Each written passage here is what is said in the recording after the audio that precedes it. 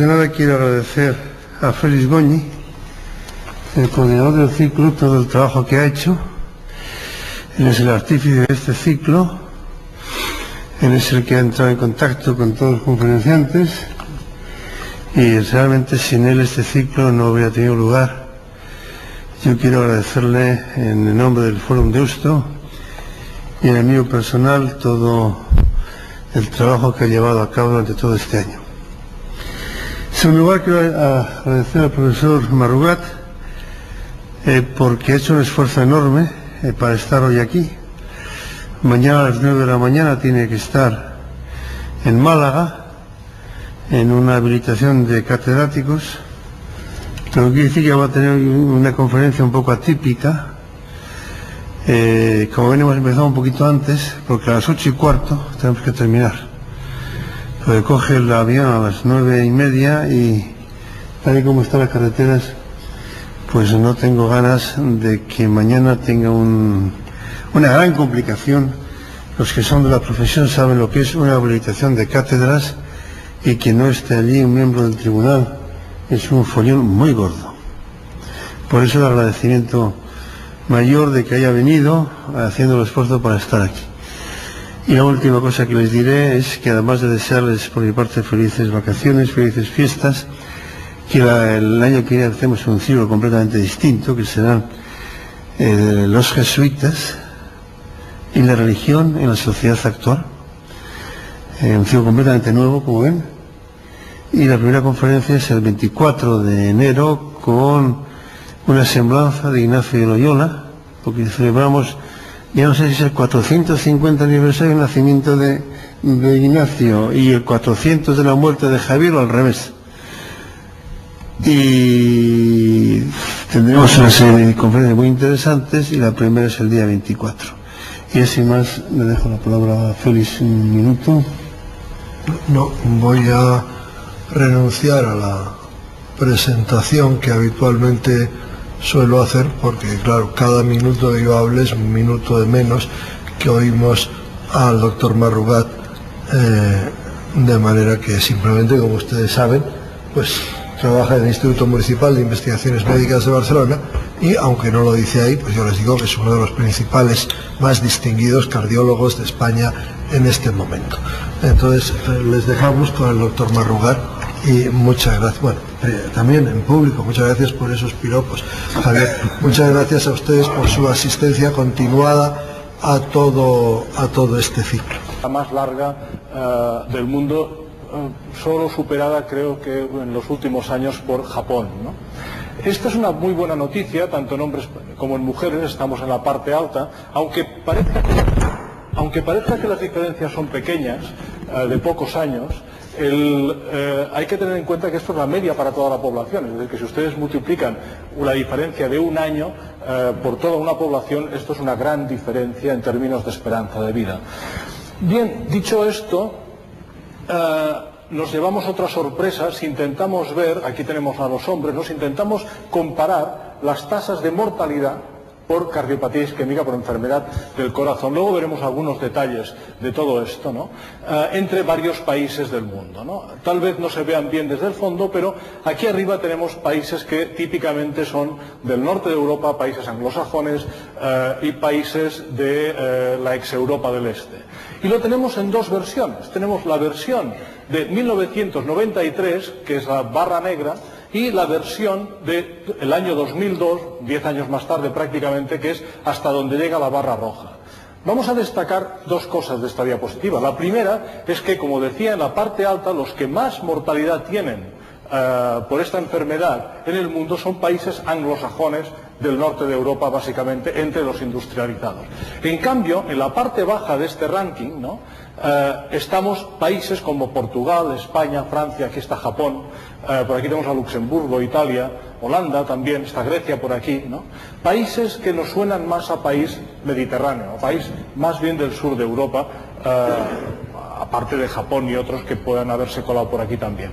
Y la segunda cuestión que quiero destacar de esta diapositiva es el hecho de que en todos estos países, en esta selección de países industrializados, se ha reducido en estos 10 años la mortalidad de forma sistemática. No hay ninguno ninguno de ellos en el que no se haya reducido la mortalidad por cardiopatía isquémica, por enfermedad del corazón.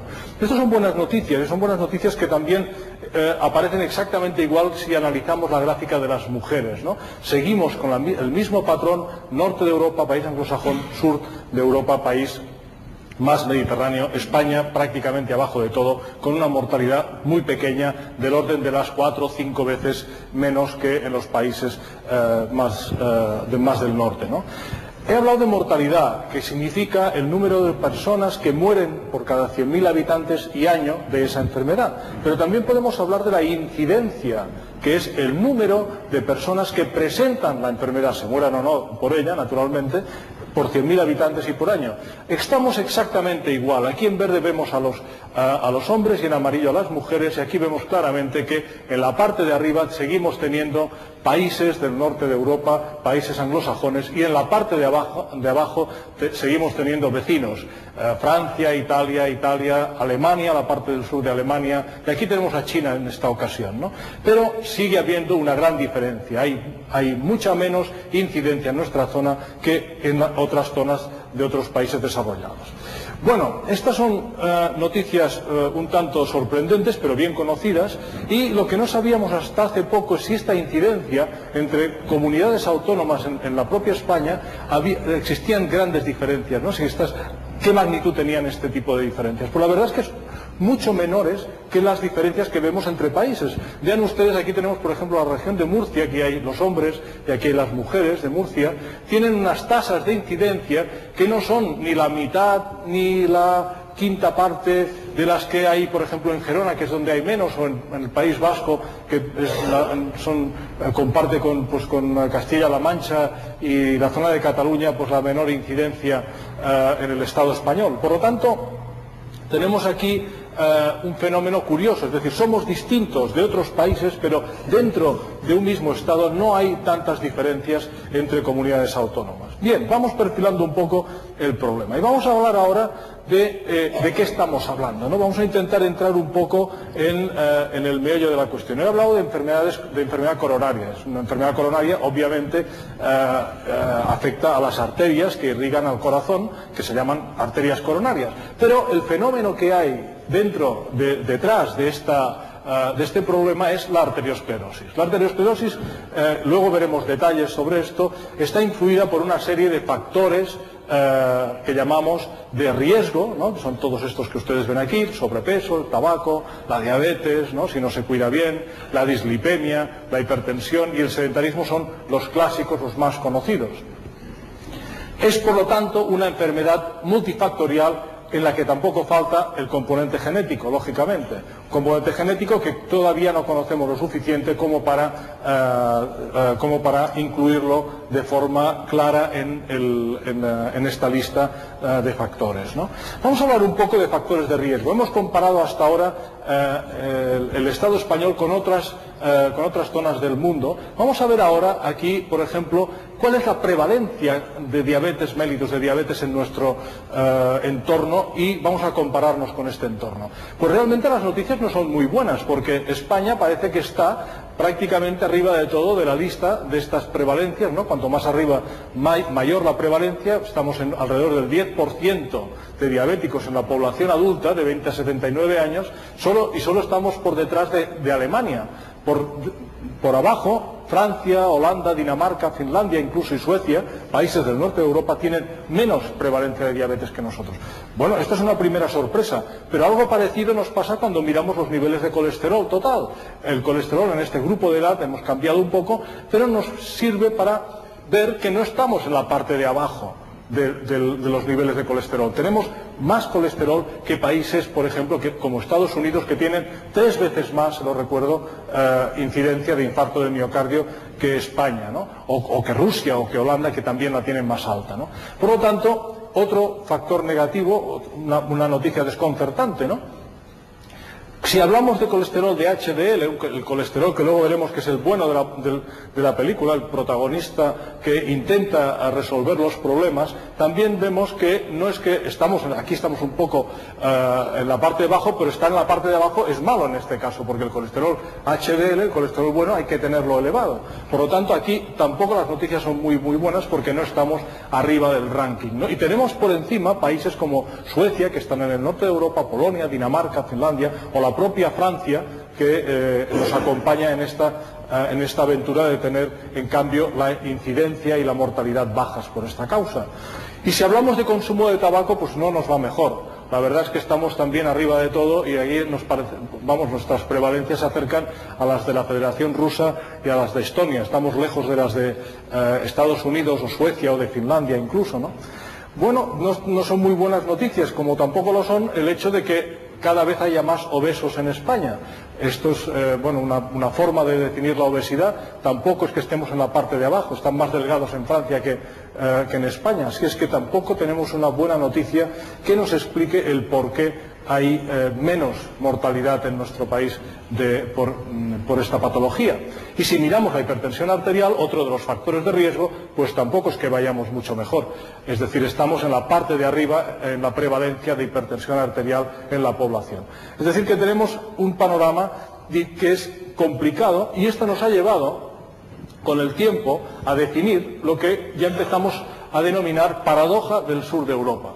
Es decir, con niveles bajos de infarto de mortalidad y de incidencia por infarto de miocardio. Uno esperaría tener una prevalencia de factores de riesgo más baja de la que realmente tenemos. Y nos pasa todo lo contrario, por lo tanto aquí hay una incongruencia, hay una paradoja. Y a esto le llamamos paradoja del sur de Europa. Y esto fue definida primero en Francia hace ya un par de décadas casi, ¿no?, como una baja mortalidad en un lugar donde se come muchísima grasa saturada, y esto es absolutamente cierto, ¿no? Pero en España nosotros en nuestro grupo la definimos como baja incidencia de infarto de miocardio, de cardiopatía isquémica, en un lugar donde la prevalencia de factores de riesgo cardiovascular es muy elevada. Aquí habría que discutir si Alemania tiene que ser incluida aquí también, porque están en esta tónica. Un pequeño detalle de hace 30 años. Este es el nivel de colesterol total, un factor de riesgo clásico, ¿no?, hace 30 años en 3 lugares del mundo. En Framingham, Estados Unidos, y Manresa, que es una ciudad pequeñita de Cataluña, y Brisighella, que es otra ciudad muy bonita, por cierto, esta, de Italia, ¿no? Bueno, pues vean ustedes, la mayor parte, casi la mitad de la gente de Estados Unidos tenía el colesterol por debajo de 200 en el año 68.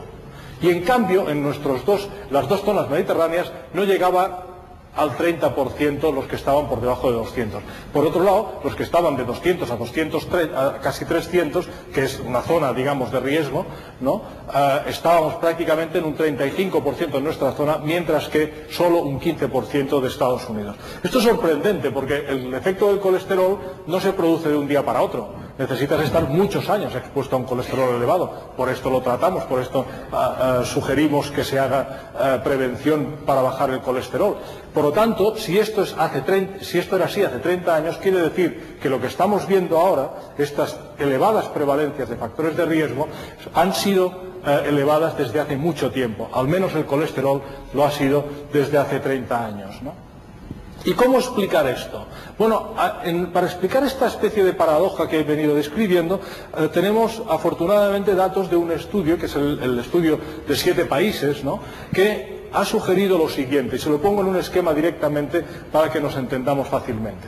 Si yo tengo 4 grupos de población, un grupo que tiene menos de 200 miligramos de colesterol total, otro que tiene un poco más, otro que tiene un poco más y otro que tiene por encima de 300, que es riesgo franco, ¿no?, y yo tengo este grupo de sujetos en un país mediterráneo y estos sujetos en otro país anglosajón, ¿no?, otros sujetos en otro país anglosajón, pues resulta que cuando yo comparo la diferencia que hay de riesgo de morir, en este caso, a 25 años por cardiopatía isquémica, resulta que es casi 2 veces mayor en los que están por encima de 300 que en los que están por debajo de 200. Casi 2 veces más. Muy bien. Esto no es más que la división del riesgo de estos, que es alrededor de 5, por el riesgo de estos, que es alrededor de 3. Pero si yo hago esta misma operación no sé, vamos a decir en Dinamarca, ¿no? Pues resulta que este cociente, es decir, si yo divido el riesgo de estos de aquí por el riesgo de estos de aquí, me da exactamente igual. ¿Qué quiere decir esto? Que en todas partes del mundo tener el colesterol elevado es malo. No hay ninguna duda. Cuanto mayor es, tienes como 2 veces más probabilidades de tener de morir por infarto de miocardio. El problema, y esto no nos hemos dado cuenta hasta hace muy poco, es que lo que es diferente es el riesgo absoluto. Y esto no nos lo había dicho nadie hasta hace muy poco. Fíjense ustedes, si yo cojo un país mediterráneo, un grupo de gente que está por debajo de 200, simplemente por estar debajo de 200 tiene un riesgo de 3% a 25 años de morir por esta enfermedad. Pero un grupo de individuos con este mismo valor por debajo de 200 tiene un 11% en otro país anglosajón. 3, 4 veces más, exactamente el mismo nivel de colesterol. A esto le llamamos diferencia absoluta de riesgo. La diferencia relativa es prácticamente igual, pero lo que nos ha venido engañando a lo largo del tiempo es que nunca comparábamos 2 países simultáneamente, hasta que hemos tenido estos datos.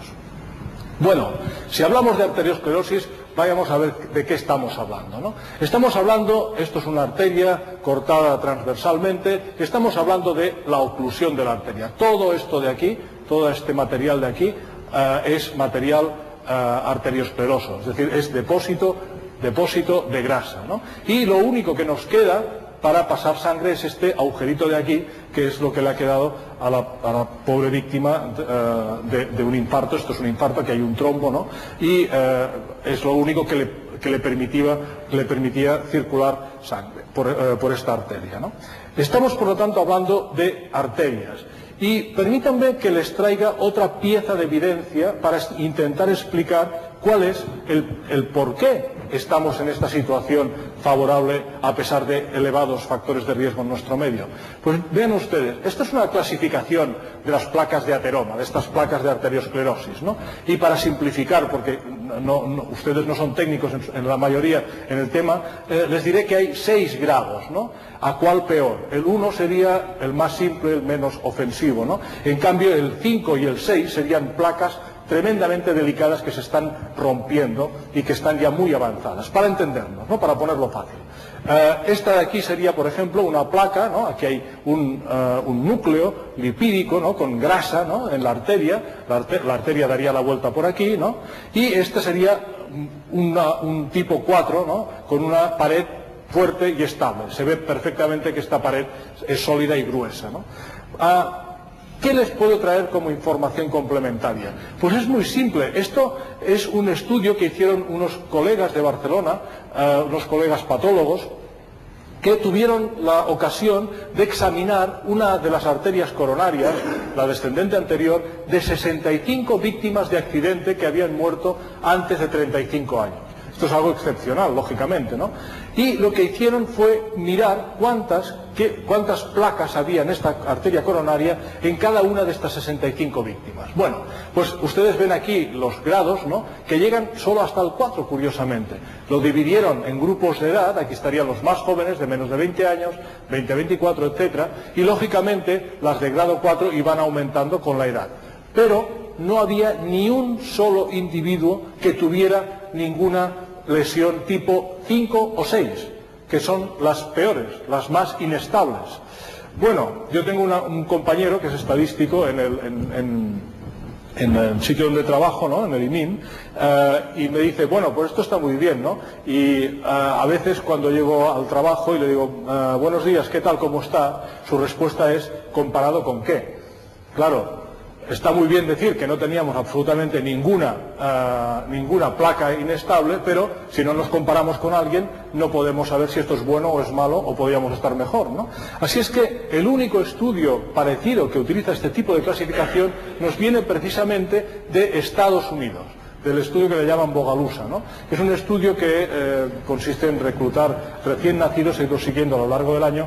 Tienen una cohorte enorme de más de 100.000 individuos y evidentemente pues algunos también han muerto jóvenes y se les ha podido hacer la necropsia y se ha podido analizar su arteria descendente anterior. Bueno, pues si lo comparamos con esta gente, ellos ya había 4 sujetos que tenían lesiones tipo 5 o 6, de 52 muertos por esta misma causa de accidente. Es decir, que de alguna forma empezamos a configurar una hipótesis detrás de todo esto, ¿no?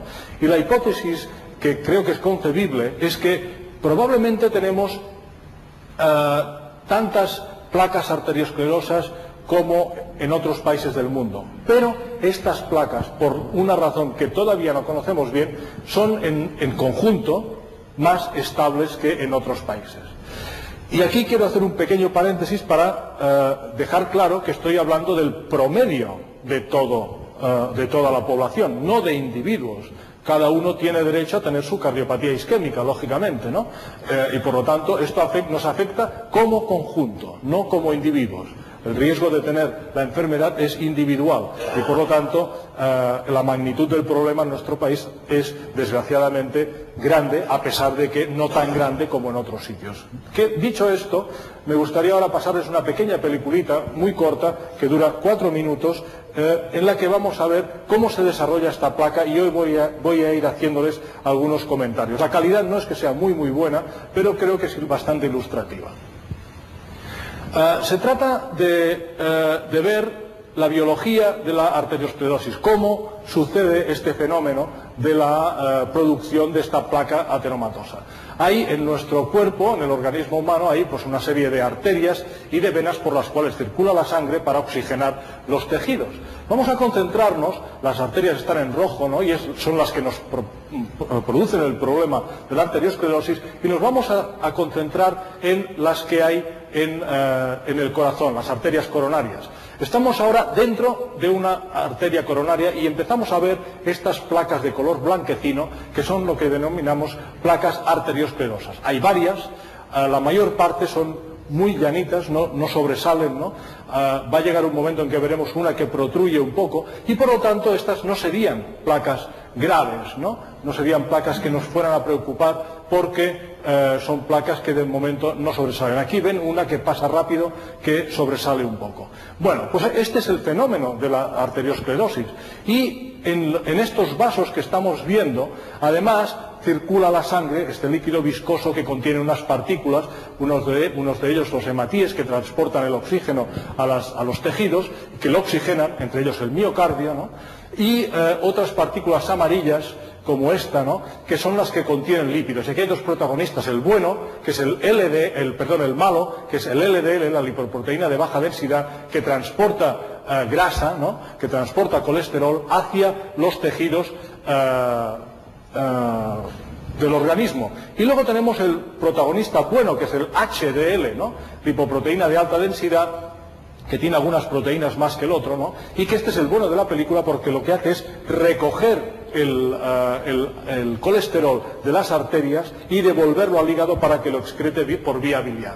También tenemos un protagonista interesante que es el monocito, que es una especie de barrendero que va recogiendo todo aquello que molesta, que irrita a nuestro organismo, lo fagocita, se lo concentra y lo expulsa o lo neutraliza, ¿no? Bien, ¿y cómo se produce este fenómeno de la arteriosclerosis? Bueno, pues ustedes ven unas particulitas amarillas que van circulando, ¿no? Estas particulitas se van adhiriendo a la pared del vaso, a la pared de la arteria, se van depositando y van pasando al interior de la arteria, de la pared arterial, entre célula y célula. Estos son 2 células de la pared, ¿no? Y poco a poco se van acumulando en esta especie de entramado, ¿no? Que vemos aquí, ¿no? Que es fibroso en parte y que tiene debajo una capa de músculo, que es la musculatura de la propia arteria que la contrae o la dilata, ¿no?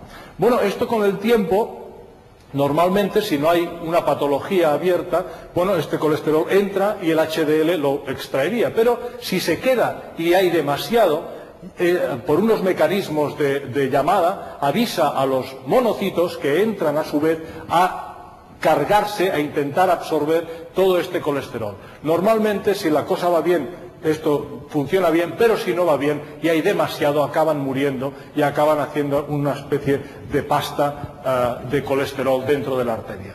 Y poco a poco se nos va haciendo este núcleo lipídico aquí, que al principio son estas manchas blancas que veíamos, pero que con el tiempo va, si la cosa persiste y no tomamos medidas de prevención, se va a ir haciendo cada vez más grande, y ahora sabemos que lo que pasa con esta placa es que va apretando hacia abajo esta capa de aquí, la externa, que es elástica, se llama así precisamente, es elástica, ¿no? Y la va apretando hasta que ya la elástica da todo lo que puede dar de sí, y llega un momento en que ocupa el máximo volumen, y a partir de entonces empieza a cerrarse la arteria. Es decir, la arteria ha hecho lo que podía por ceder, y a partir de un determinado momento se va cerrando poco a poco, progresivamente. Aquí es cuando podemos empezar a tener problemas, dependiendo de la dimensión que nos quede permeable, ¿no?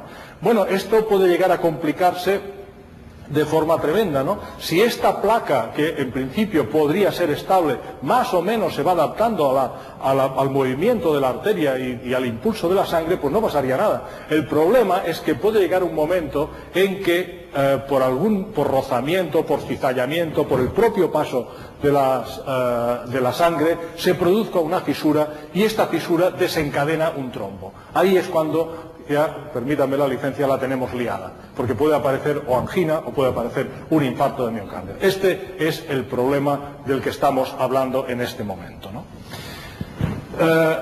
Y a partir de ahí es cuando hablamos de tasas de incidencia, tasas de mortalidad. Todo lo que ha venido antes formaba parte de esto. Permítanme que les explique un poco cuál es la teoría que tenemos para solucionar esta paradoja, ¿no? Este entuerto que tenemos, que no acabamos de explicar bien. Fíjense ustedes, tenemos aquí lo que sería la luz vascular. Por aquí tendríamos una arteria. Esto sería la superficie de esta arteria, y aquí tendríamos la placa o la capa muscular, que es la parte de más al fondo, y aquí vendría una elástica, ¿no? Bueno, este es el componente malo, ¿no? El malo de la película, la partícula de LDL.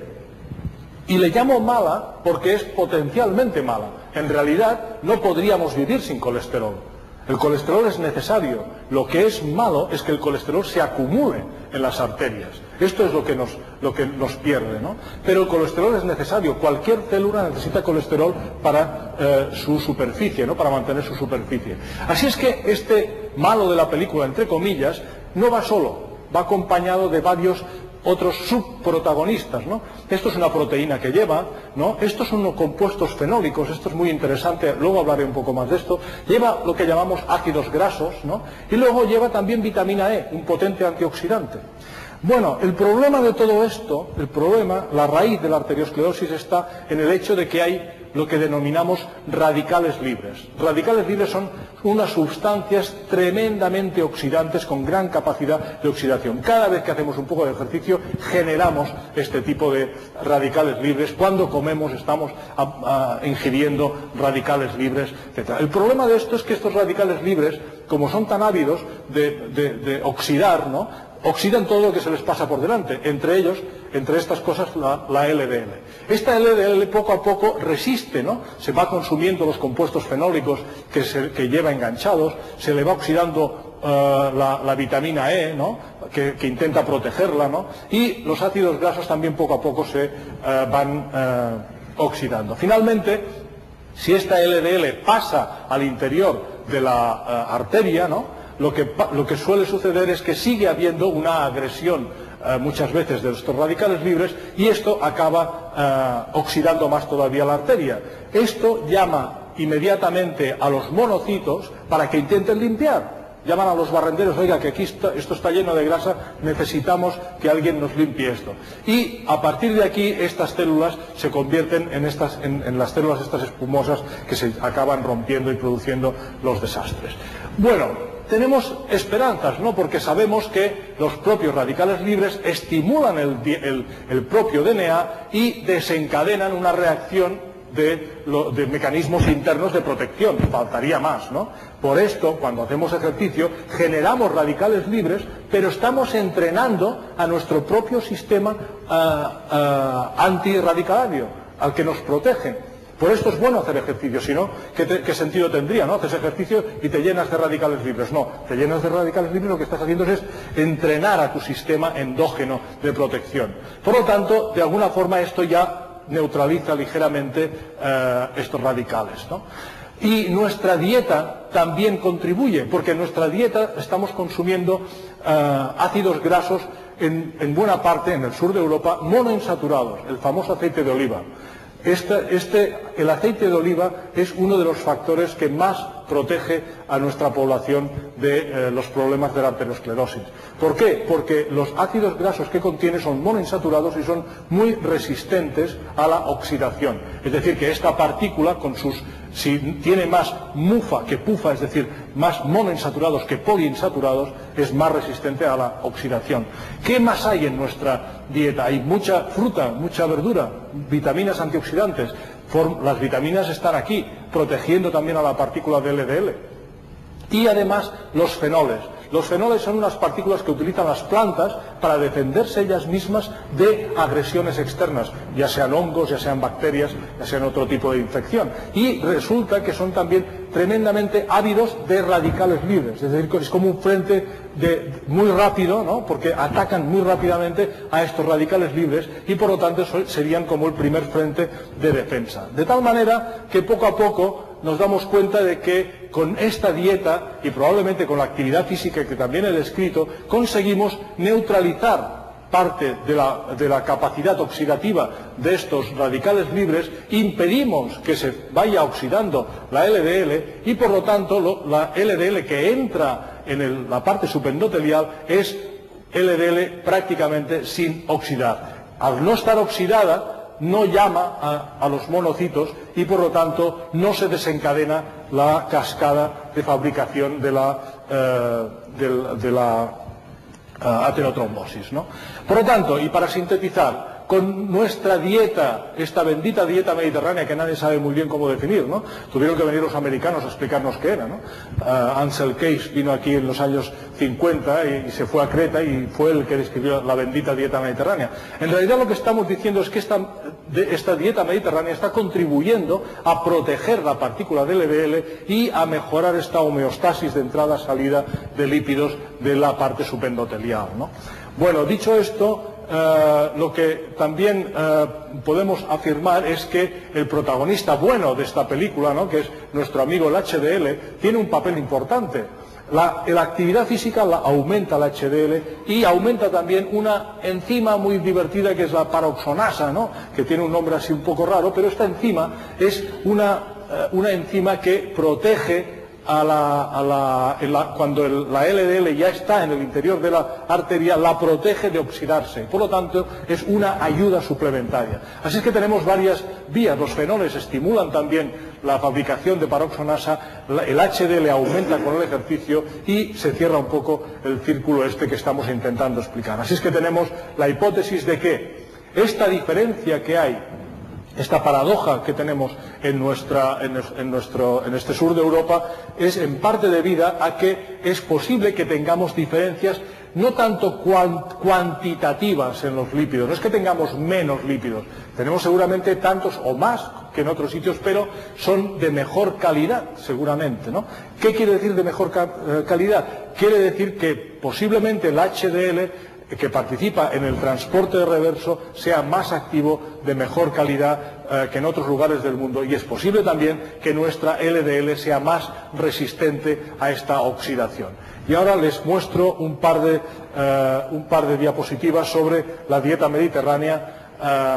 Hay evidencia de que la dieta mediterránea les sirve a los pacientes con infarto porque reducen mucho la mortalidad y el número de recidivas de la enfermedad. Esto se probó en Francia, en el Lyon Heart Study, ¿no?, un ensayo clínico que ha demostrado que esto funciona en pacientes. Problema: nadie lo ha demostrado todavía en términos de acontecimientos cardiovasculares en población sana, es decir, en prevención primaria. No se ha podido demostrar.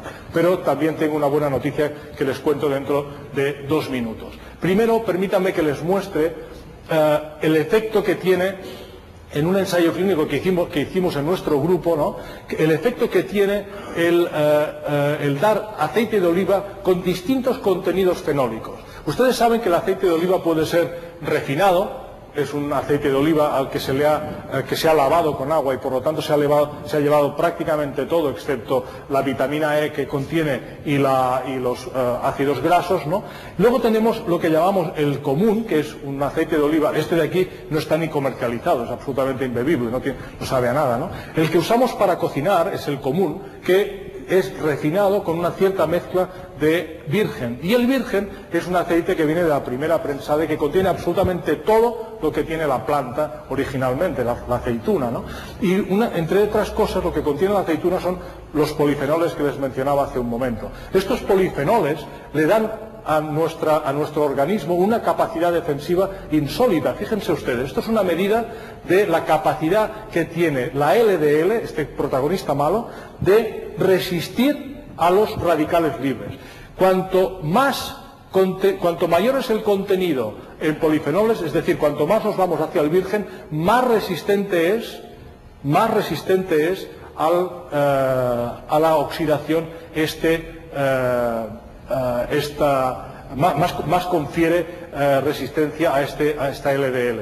Y la cantidad de LDL oxidada medida en estos sujetos que participaron en este estudio era cada vez menor cuanto más nos acercamos hacia el virgen, es decir, al que contenía más fenoles de todos. Esto es tremendamente importante porque por primera vez fuimos capaces de mostrar en un ensayo clínico comparativo, ¿no?, que realmente hay un efecto protector de uno de los componentes del aceite de oliva. Es decir, sabíamos que el aceite de oliva era bueno, pero no sabíamos cuáles de todos sus componentes lo eran, ¿no? Sabíamos que los monoinsaturados contribuían, pero no sabíamos exactamente si había otras cosas, y aquí conseguimos pues dilucidar que cuanto mayor es el contenido fenólico mejor. Y la buena noticia que les decía que les comentaba que daría ahora hace un momento es que no hay ningún ensayo con dieta mediterránea en ninguna parte del mundo en prevención primaria. Bueno, pues esto era cierto hasta hace poco. El estudio Predimed, ¿no?, con la participación de todos estos centros de toda la península, ¿no?, y de las Baleares también, ¿no?, está reclutando 12.000 pacientes de alto riesgo, pero que no tienen enfermedad coronaria, ¿no?, divididos en 3 grandes grupos. Uno control, que sigue los consejos habituales, ¿no?, sigue su vida habitual, y otros 2 a los cuales se les da instrucciones muy precisas de cómo tienen que comer, qué tienen que comer, y a uno se les da un suplemento de aceite de oliva y a otro un suplemento de frutos secos. De tal manera que el estudio no está terminado, ni mucho menos, pero tenemos ya algunos datos de seguimiento tan solo a 3 meses. Y creo que vale la pena por lo espectacular que es el resultado. Fíjense ustedes, aquí tenemos el grupo control, a que no le hemos hecho nada, ¿no?, y los 2 grupos de intervención con dieta mediterránea. Esto es la presión arterial. En solo 3 meses ya se producen cambios a la mejora en los 2 grupos, no tanto en el de aceite de oliva como en el de frutos secos. Hay reducciones significativas de la presión arterial, cosa que es una gran noticia. Pero no acaba aquí la historia. La historia también implica determinaciones de laboratorio. El colesterol bueno aumenta de forma significativa en los 2 grupos, el de aceite de oliva y el de frutos secos. Y el colesterol malo se reduce en los 2 grupos también, mientras que en el grupo control no hay prácticamente ningún cambio. Cosa sorprendente también, parece que incluso la glicemia, el azúcar en sangre, se reduce. Fíjense que las cifras son bastante altas, pues estamos hablando de un grupo de realmente alto riesgo, ¿no? Bueno, estas son muy buenas noticias y creo que vale la pena contárselas aquí, como también es bueno que en este mismo estudio vemos que que en el mismo estudio vemos que los cambios en la LDL oxidada son tremendamente más importantes en los 2 grupos de intervención, frutos secos y aceite de oliva, que en el grupo control, que también se le reduce un poco, pero que no es significativa esta diferencia, ¿no? Bueno, ¿qué podemos hacer desde el punto de vista de la prevención coronaria? Lo primero es que quisiera aclarar que realmente el problema que tenemos es muy grave. El problema es grave, aunque no tanto como en otros países, ya lo digo, pero es grave. Fíjense ustedes, de aproximadamente 70.000 casos de infarto de miocardio que hay en España cada año, aproximadamente el 40% fallece sin poder llegar a un hospital, no les da tiempo. no da tiempo de llegar al hospital. Y esto es un problema que es muy difícil de resolver, porque solo se puede resolver poniendo muy cerca de los ciudadanos a personal sanitario, y esto es imposible, necesitaríamos un médico al lado de cada uno, ¿no? En cualquier caso, este es una parte del problema. Y también es una parte del problema el hecho de que en solo 20 años se ha multiplicado por 5 el número de pacientes que son dados de alta en los hospitales españoles, tanto hombres como mujeres, por 5 en 24 años, ¿no? El número de pacientes que salen de alta con diagnóstico de infarto de miocardio. Claro, esto es tremendamente importante, ¿no? Porque quiere decir que el problema va creciendo. ¿Y va creciendo por qué? Porque cada vez hay menos mortalidad. La mortalidad, gracias al sistema sanitario, va bajando, y al bajar, muchas de estas personas que en otras circunstancias, años atrás, hubieran muerto, quedan como pacientes con infarto de miocardio o con angina de pecho, que van a necesitar nuevos contactos con el sistema sanitario de forma reiterada. Por lo tanto, tenemos un problema porque no conseguimos curar todavía, todo llegará, la arteriosclerosis. El día que lo consigamos, conseguiremos curar a los pacientes que han tenido el infarto de miocardio. De momento, lo único que podemos hacer es intentar prevenir al máximo, con todo lo que tenemos, el que recidiven una vez han tenido el problema, ¿no? La otra parte de la cuestión es que España será el país más viejo del mundo en el año 2020 y en el 2050 el 7º. Claro, esto es un mérito, pero realmente es un inconveniente también, porque si alguna cosa pasa en nuestro país es que estamos desplazando el problema de la cardiopatía isquémica a edades avanzadas. Fíjense ustedes, esto es para hombres, ¿no? El grupo de 35 a 64 años, estas son las tasas de incidencia a lo largo de 7 u 8 años, ¿no? Esto es en Gerona. Pero es que la tasa de los que tienen 10 años más es bastante mayor que la de esta gente, 4 veces más concretamente, y la de la siguiente década de la vida es 7 veces mayor que esta. Así es que el problema en nuestro país se está trasladando a edades más avanzadas.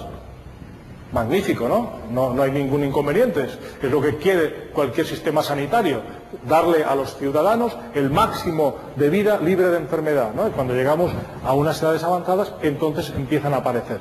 Pero como nuestra población envejece, el volumen, el número de casos va a empezar a aumentar. Y esto es lo que pasa: en solo 10 años ha aumentado del orden de unos 10.000 casos el número de infartos de miocardio, ¿no? Solo por razones de este tipo.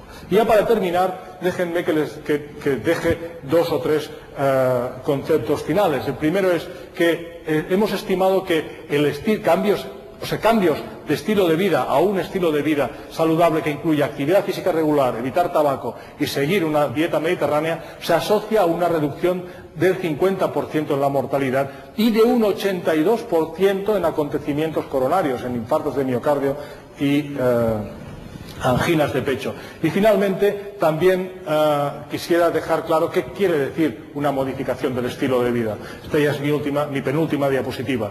Hay que promover el aumento del contenido de grasa vegetal, algo así como 3 cucharadas de aceite de oliva virgen, si puede ser, al día, en detrimento sobre todo de la grasa animal, ¿no? Y aumentar también el contenido de grasa de pescado. Aquí ustedes recordarán que hace unos años se prohibía el pescado azul, ¿no? Hemos entrado en una flagrante contradicción porque ahora precisamente lo recomendamos, pero esto es así.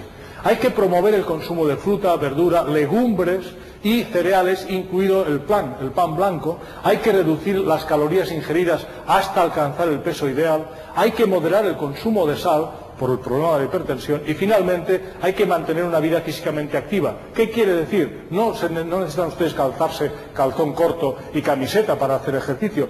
Anden deprisa, suban escaleras, renuncien a las escaleras mecánicas, renuncien a los ascensores, utilicen las piernas, y con esto en la inmensa mayoría de las personas es suficiente. Pero háganlo de rutina, háganlo habitualmente. Y quisiera al final, para terminar, dejar el testimonio de que no he sido yo el único que ha hecho todas estas cosas que les he presentado. Somos un gran equipo, un equipo que celebrábamos nuestros 25 años en el año 2003 y que tuvimos la suerte de hacernos esta gran foto en la que están no solo pues, gente que ha colaborado en el estudio Regicor, que tienen su página web aquí, sino también otros muchos colegas como el doctor Arós, que seguramente algunos de ustedes conocerán, y a otros muchos cardiólogos que también nos han apoyado. Muchísimas gracias por su atención.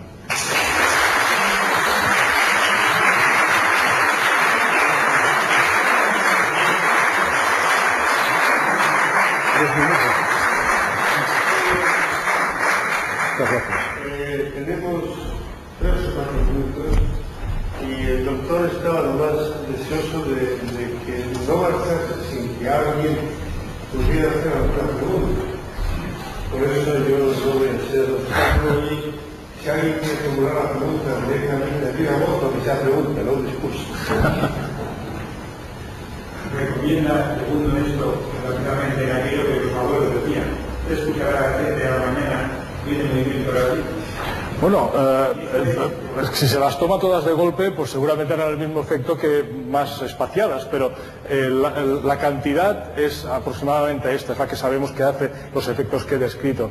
La verdad es que yo he sido un participante de alguno de estos ensayos clínicos preliminares que hacíamos y tuve que tomarme pues alguna cantidad generosa, vamos a llamarlo así, de aceite de oliva, y bueno, yo no se lo recomendaría a casi nadie así en ayunas, ¿no? Yo creo que era una buena idea, lo que pasa es que no hace falta concentrarla tanto, la puede espaciar en las ensaladas, en la verdurita, en cualquier sitio, pero que sean más o menos 3 cucharadas. Y lo que les sugeriría es que no sean además de toda la grasa animal que tomamos, ¿no? O sea, que sea en sustitución de un poco pues de carne, ¿no? Es decir, lo que tendríamos que conseguir es comer un pelín menos de carne y un poco más de pescado y tal vez sustituirlo por carne de aves siempre que sea posible, pero la carne roja es la que más nos perjudica. ¿En esta página web encontraríamos más información buscada? ¿Perdón? ¿En esta página web encontraríamos toda la información que ha dado usted estadísticamente? En términos de artículos científicos, probablemente sí. No tenemos un apartado específico, digamos, para la general, pero ahí puede encontrar seguramente links para encontrar información valiosa. Mi pregunta es el papel del calcio en la formación de estas placas aterosclerosas, porque he oído a algunos explicar que, claro, que para que se forme tiene que haber una intervención de calcio e incluso se hablaba incluso de cambios genéticos. El papel más que el hecho de que el calcio tenga un papel en la generación de la arteriosclerosis, lo que sabemos es que es al revés. Cuando hay arteriosclerosis hay depósitos de calcio. O sea, y lo utilizamos de hecho como un marcador de lesiones arteriosclerosas. No está nada claro, no se sabe exactamente el por qué se deposita el calcio en las arterias. Lo que sí sabemos es que cuando se deposita va asociado, no siempre, pero muchísimas veces, a depósitos también arteriosclerosos. Esta sería la respuesta, porque no hay una respuesta segura. Hay seguramente un problema en el metabolismo del calcio, que seguramente es genético, pero que tampoco sabemos exactamente cómo imbricarlo en todos los mecanismos que he descrito aquí. Esta es la respuesta. Una última pregunta, señor. Sí, en el caso de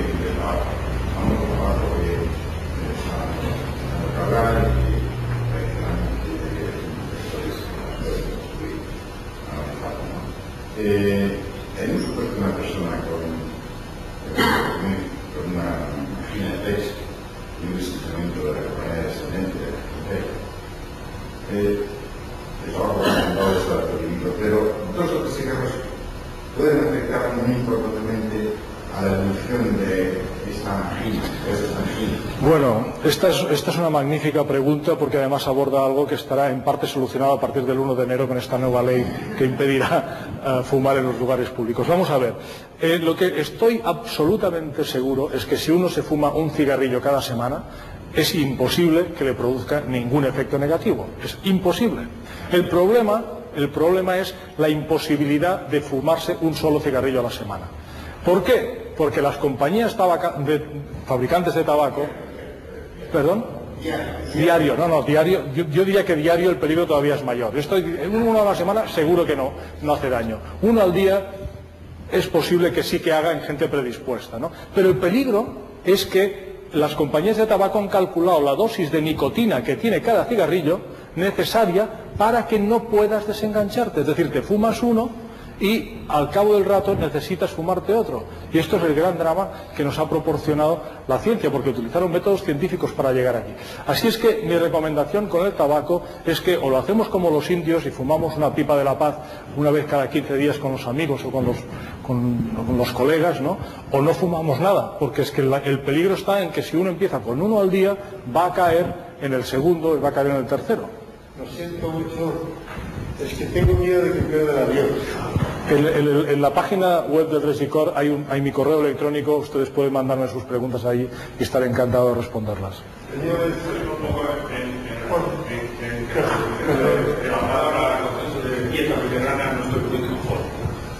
mediterráneo es muy parecido. Totalmente de acuerdo. Y además yo diría que es una cultura tradicional, la alimentación tradicional que es corazina y derivada del mundo precorazina.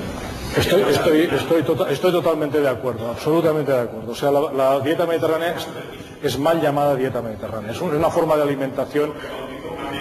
Exactamente.